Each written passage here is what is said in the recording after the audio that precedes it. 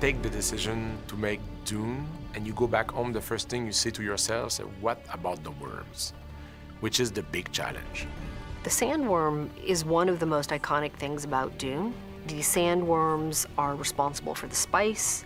We have to believe that these are real creatures, and in the case of the way the Fremen view them, almost godlike. With the Fremen, it's not just a sandworm. This is a sacred creature that represents the earth, creation, the cycle of life, and also a power that is way beyond them.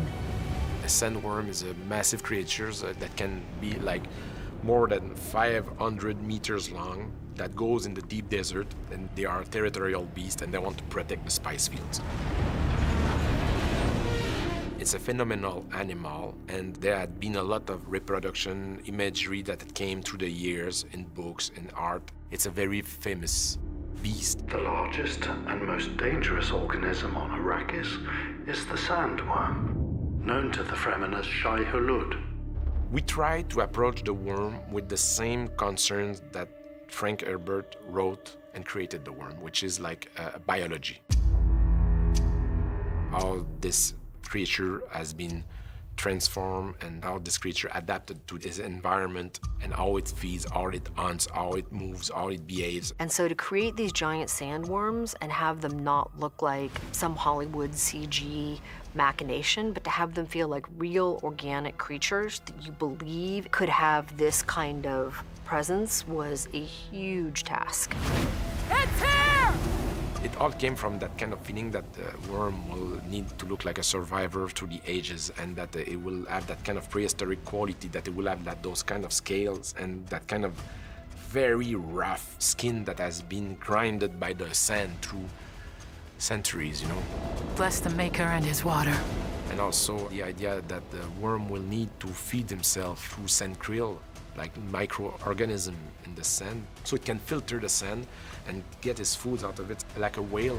May his passage cleanse the world and keep the world for his people. The sandworm was unique in that we were concentrating on the mechanics of the movement. We studied real-world desert camouflage creatures to understand how they would interact with their own environments, and we tried to apply some of those lessons to how these sandworms might function. We had to work very closely with our visual effects vendors to understand how sand might propagate if a giant creature is pushing its way through folding sand dunes. Does sand collapse in the vacuum behind it, or does it maintain as a mound above it? And we had to spend months understanding how a worm of that size would move through a huge field of sand and find the balance between the artistic goals and what the real-world mechanics might be.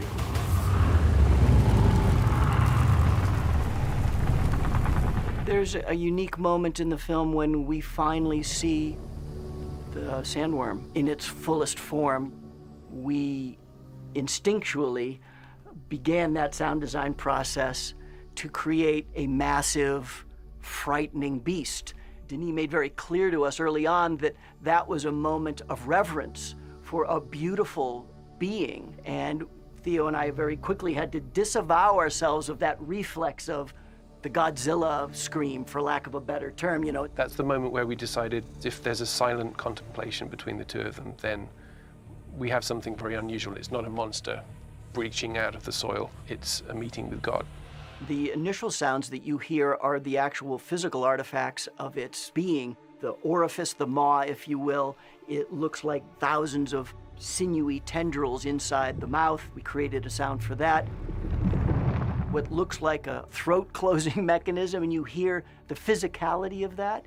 And it isn't till near the very end of the sequence where you actually hear what we would call the voice of the worm, but it's nothing like what you would expect. It's a moment of very simple communication. We also found that there was a connection between the sound that the worm makes with its throat, a kind of glunk-glunk sound, the sound that the Fremen have been using to attract the worm. So we thought perhaps that suggests that the reason that worms are attracted to that sound is because it sounds like worm communication. It's a thumper. All creatures on the Earth, including humans, are a byproduct of their physical environment, where those sounds begin to fuse and become one.